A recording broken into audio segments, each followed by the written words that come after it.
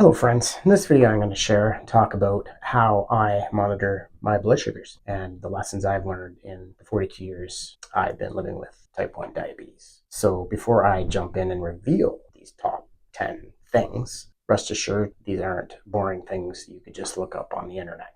These are from my experience, and you're going to see me filming in odd places. So just bear with me. I've got to go grab some lunch. I'm working right now, so let's go grab lunch.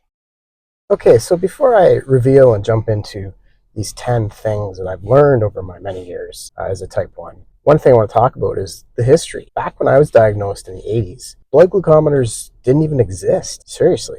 Well, they did, but they weren't well available. They were giant boxes back then in the late 70s. They did exist in emergency departments. But anyways, story short, I basically got my first glucometer when I was 12, so that would have been about 4 years after diagnosis. Got my hands on that thing and didn't use it a lot in the beginning, but when I did started to use it, it was life-changing. I basically, for once, could figure out on the spot what my blood sugar was, which I know sounds crazy nowadays, but back then it was pretty revolutionary. So I started to learn what things did to my blood sugar. First thing I ditched was the high-carb breakfast back then. I'm not going to get into the meals and all that stuff, but it's just kind of an interesting thing because historically, it wasn't encouraged by physicians to do the self-monitoring. Actually, doctors discouraged it. I'm going to grab some lunch, and then we're going to dive into those 10 things when I'm settled somewhere warm because it's freezing right now.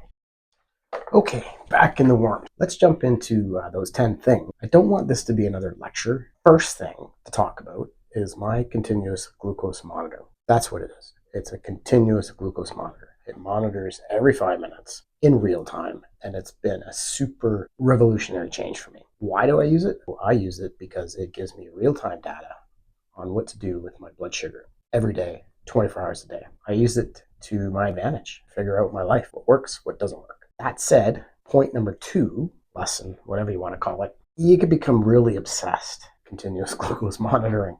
I don't know if you can see that, but it's right on my watch.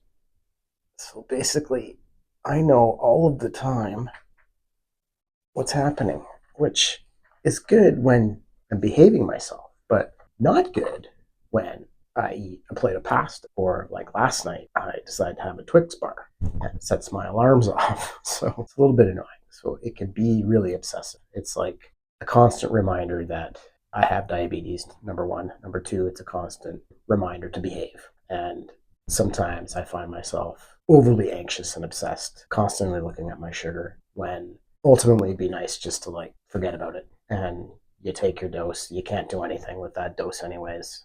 For example, you eat a meal, take a shot of insulin, and then the rest is up to the amount you took based on that meal. So if you've messed it up and you didn't take enough, your alarms are going to go off low and you're going to watch your sugar dropping. And if you've taken too much, not enough, then your sugar will go high and you'll be constantly reminded until it comes back down, or you decide to go for a walk to get the blood sugar. So that obsessive compulsive nature that comes with diabetes management, it can drive you nuts. So next thing I learned or discovered through all these years of blood sugar monitoring is, this is kind of funny, the CGMs aren't always accurate. They are a lot of the time. When you first put it in, it's typically not accurate for me for 6 to 8 hours. I guess it's the inflammation process, whatever, but I don't trust it, so I finger poke. And just to confirm if I'm not feeling the way my CGM, continuous glucose monitor, indicates that I should be feeling.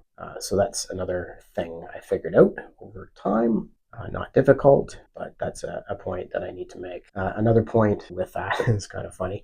My daughter, who has type 1, I have 2 type 1 kids, she were having a family dinner and looking at my watch, obsessing, and she's like, pointing at the arrow going, I think it was going straight up at the time. She's like, that thing lies to you. It's lying to you, Dad. Don't listen to it. And, it's kind of funny, but it's true. I waited. I didn't react. I didn't take extra insulin. And sure enough, it leveled out. So I think that's another issue I have with the CGM, is that you can constantly overreact with, if you think it's going high, sometimes I'll take too much insulin to try to get it back down too quickly, and then I'll end up bottoming out, getting too low. You can react the opposite way. If you see it like double arrow down, that's what it shows. Sugar's dropping super fast. I can over-treat it, right? So these things I want to share, because if you're new to continuous glucose monitoring or blood sugar monitoring in general, then know that, sort of wait a little bit, unless it's urgently low and you feel like that. Always confirm with a finger poke test too, using a regular old school glucometer. But those two things are crazy and got me into trouble. Alarms are good and bad. They're good in the sense that at night I go to bed peacefully. I know that if I drop low, my CGM monitor will wake me up. I'll hear it. But if it goes too high for too long, it'll ring and wake me up. Those are good things to have. At a concert, watching live music, let's say the orchestra, and the alarm goes off, not good. There was one time when I first started using my CGM, I was sitting in a meeting and my phone went off. Now that I have a pump, the pump goes off. So alarms are good, but they're also a pain, and they can be kind of embarrassing and stressful. If you're sitting in a movie theater, you really don't want your alarm to go off. It's kind of embarrassing because people have no clue that it's actually a medical device. Which brings me to traveling. Traveling is the next lesson, number 5, I guess. Traveling's a challenge when you have devices and things hanging off you. And what I mean by devices is, we went to New York recently. I did a video. It was the Insulin Worth It New York edition. And one of the things to reflect on with blood sugar monitoring is you go through these machines and you have to inform them if you have any medical devices attached to you. So of course I do. And every single time they pull you aside, and it's a little bit nerve-wracking, I guess. Embarrassing. Not embarrassing, but it's annoying. You can't go just through the machine like everybody else. I gotta hold my pump up, they swab it, they gotta flash my belly and show them my Dexcom sensor location, and I don't know. It got tiring after a while, I'm not gonna lie. I get it, but that's just another thing to, I don't know, complain about, I guess. Still, it's worth having. I'm grateful that I have it. So let's get into some of the other stuff about lessons learned over the years with monitoring my blood sugar. So the data, the information you get from the CGMs and the newer devices are amazing. They're the Clarity Dexcom. I use a Dexcom. You can look at it at a glance. You can see the time you're in range. You can see your average blood sugar, kind of an estimate of what your A1C would be. It's really great compared to the old days where you'd have to use, here just a minute, use stuff. I'm at work, by the way. So stuff like, I don't know if you can do that or not. Yeah. So log books, to journal and write your numbers down. And then you'd have to look at them. So that's old school and currently still being used by those who don't have access to a Dexcom. But Dexcom's phenomenal that way. I'll sure throw up some screens here. If you take a look at this, you can see it's pretty amazing. At a glance, you can see what's happening.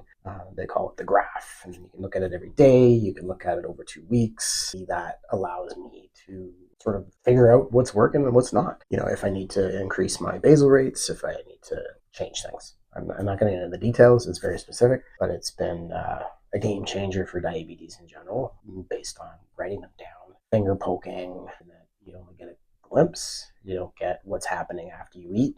I find that the biggest benefit is what happens in real time. Another point, though, I should make is it's easy to over-obsess about the data. When I started my insulin pump, I was crazy obsessed with the data. I was pulling it up on the software that combines the Clarity or the Dexcom information and the pump information. And I was literally obsessed with it. Not so much now. I think lessons learned here would be, don't look at it every day or every hour of every day. Look at it at the end of the week, at the end of every 2 weeks, a month. And another thing, just leave some comments below. I'm curious to know how you monitor your blood sugar, if you tried a continuous glucose monitor, if you're using a glucose monitor, and share some of those stories. I'd like to hear them. The next thing, point number 7, or lesson number 7, or thing number 7, whatever you want to call it, is I'm running out of time here. I got to get back to work soon. Is don't judge yourself. Sometimes having all this data and glucose monitoring technology, even when I first started measuring my blood sugars, it made me so frustrated. I get a test, 4 hours, every 4 hours or whatever, and my sugar would be high, and I judge myself thinking, oh, you're a bad diabetic. But it's information. It's a number. And I can guarantee you that if you have diabetes, most of us that have diabetes have had that number and done the same things every day and still end up with crazy numbers. It's diabetes, can I say? Anyway, so don't judge yourself. Be kind to yourself. I always say that. point number 8 is use your team. Most of us have a medical team that we can rely on. So I don't like data. I'm not a data guy. I'm a people person. I have a call this week actually with my diabetes educator over the phone. It's remote, so it's convenient. She'll look at all my data, and then I'll be like, hey, what do you think I should do? And she'll tell me. I just kind of like anytime you can unburden yourself and make your life easier with diabetes, I say do that.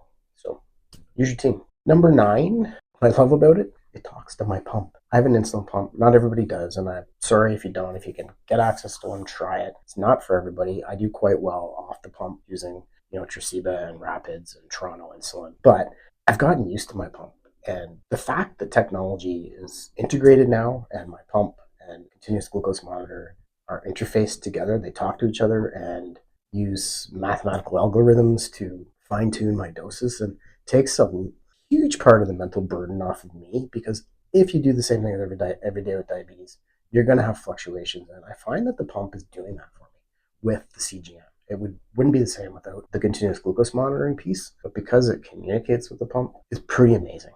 Like I said, I go to bed at night, my sugar, I know it's either going to fix it or it's going to wake me up. So it's a huge mental burden off of me knowing that I'm being kept safe and healthier with this technology. So pretty cool. Now, my final point, and I think I think this is my most biggest epiphany with glucose monitoring technology, even before the pump and the CGM, is I use it like I'm a scientist. What I mean by that is I want to learn what things do to my diabetes and my blood sugar. So exercise, for example, I talk about this a lot. When I started testing, I figured out what types of exercise cause my blood sugar to go high, and yes, some of them do. I've done videos on this. What types of exercise cause me to drop, and trial and error, documentation, writing it down, and then making tweaks based on that.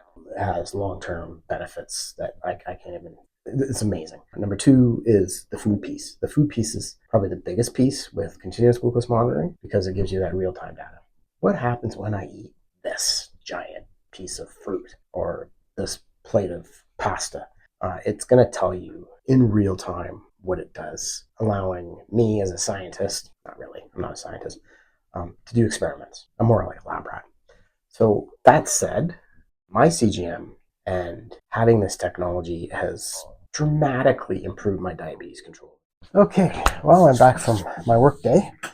My CGM and having the ability to monitor my blood sugars has allowed me to immediately see what the carnivore diet and other things do to my sugars in real time. The results on that diet were incredible. I'll share a link at the end of this video for that. This is the 3rd video in a series of 21 where I tap into my 42 years of experience living with type 1 diabetes to reveal all. Just kidding, not revealing all. I'm not famous. But please check out the last one here on what I eat in a day as a type 1. And leave a comment below and let me know what device you use to manage your blood sugar.